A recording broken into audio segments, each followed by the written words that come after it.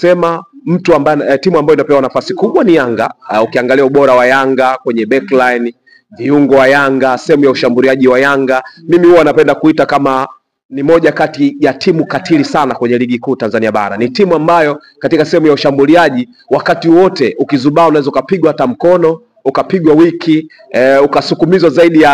ya wiki na vitu kama hivyo. Kwa hiyo mimi naamini kwa Azam kama wao wenyewe watauamulia mchezo dhidi ya Yanga, hasa wakijipa hope kuhusiana na mechi ambayo ilipita, licha ya kwamba kulikuwepo na mambo ambayo kwa upande wa Yanga kukaa vizuri, kwa maana kulikuwepo na kadi nyekundu, lakini wakijichukulia kwamba kwa sababu ya kadi nyekundu walishinda, pengine waweza kupata ugumu, kwa sababu pengine kadi nyekundu sitokee au